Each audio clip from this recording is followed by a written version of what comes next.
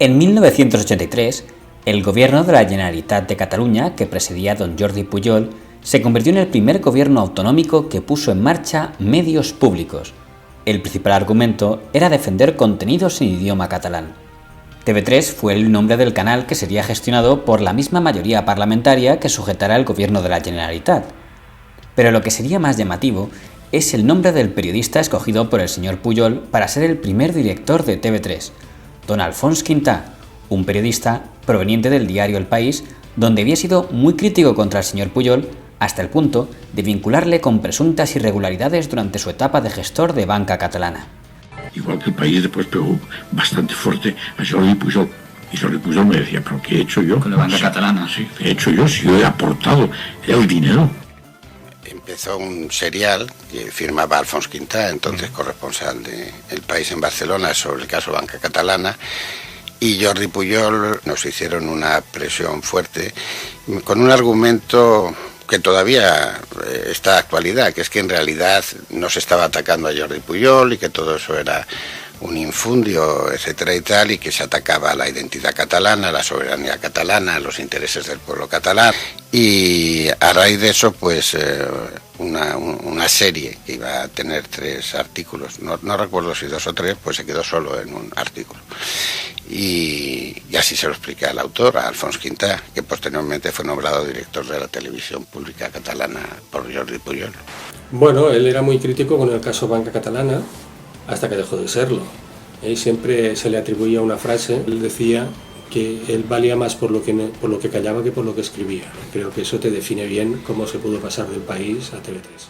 Sí. Destapó, pues atacó mucho a Pujol en todos los escándalos de Banca Catalana, etcétera, y luego a todos nos quedamos sorprendidos cuando Pujol lo nombró primer director de TV3. Sí, bueno, fue una gran sorpresa para todos, pero probablemente Quintà le estuvo chantajeando siempre a Pujol. Probablemente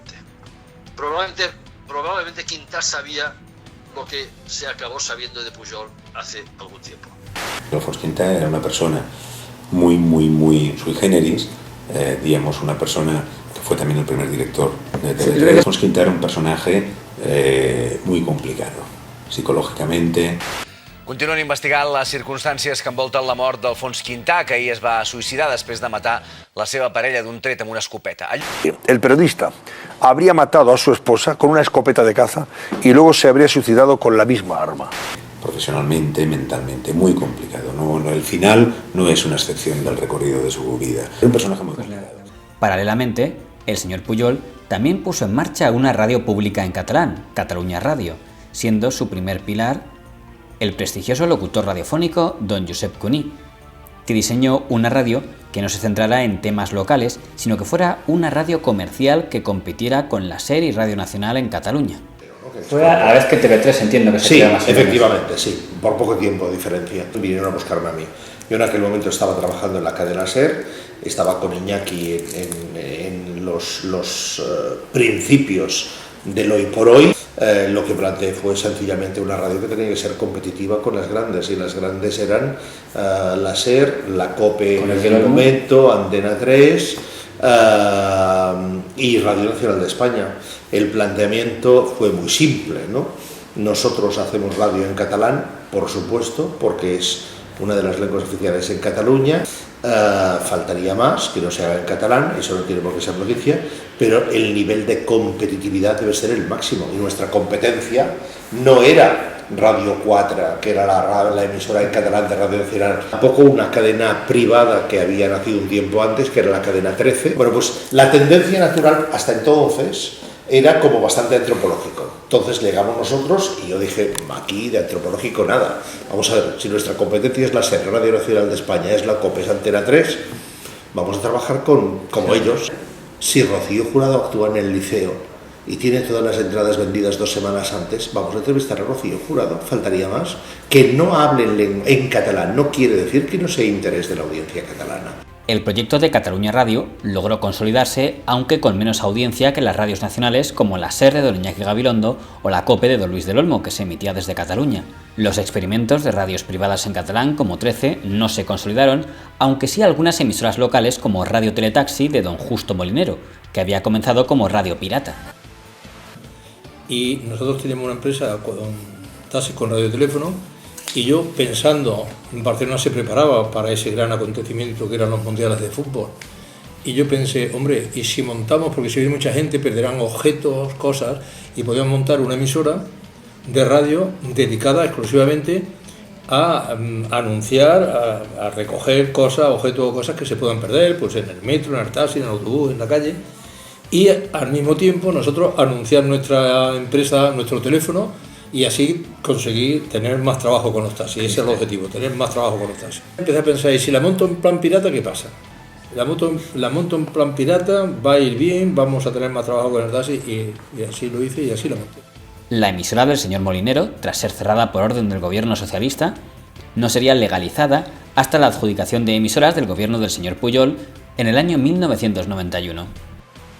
¿Le parecería justo si alguien titulara que cuando la Generalitat le concede a usted la emisora de Rubí está compensando, digamos, que le cerraran la que le quitó el gobierno central en el 86, que era una forma de subsanar, porque la Generalitat ya podía conceder emisoras que no podían hacerlo antes? Sí, a veces lo he pensado, pero tampoco. Yo creo que de alguna manera ellos no querían caer en aquel desacato, es decir, lo que les quitó el gobierno de Madrid y ahora que la Generalitat que puede arreglarlo no lo arregla.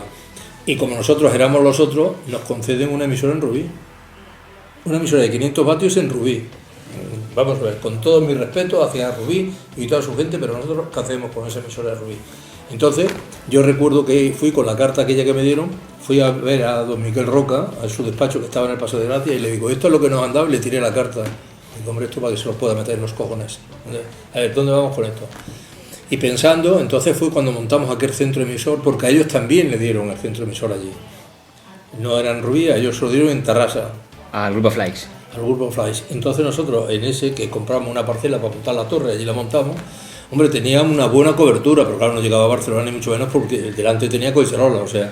Bueno, eso fueron concesiones que dio Pujol.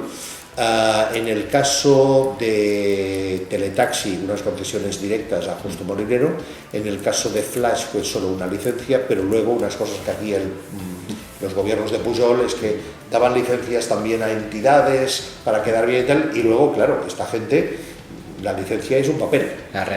Y con ese papel no puedes hacer nada. Si no tienes tú detrás una posibilidad económica para montar unos estudios, para tener acceso a una programación y poderla emitir, y eso cuesta un dinero. O sea, la licencia te la regalaban, pero con una licencia tú no haces radio ni televisión. Tú necesitas tener una infraestructura.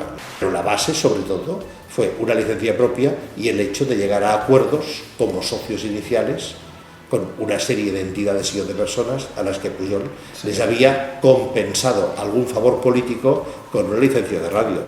Tras Cataluña, todas las comunidades, incluyendo aquellas en las que solo se hablaba un idioma, pusieron en marcha proyectos para desarrollar televisiones autonómicas.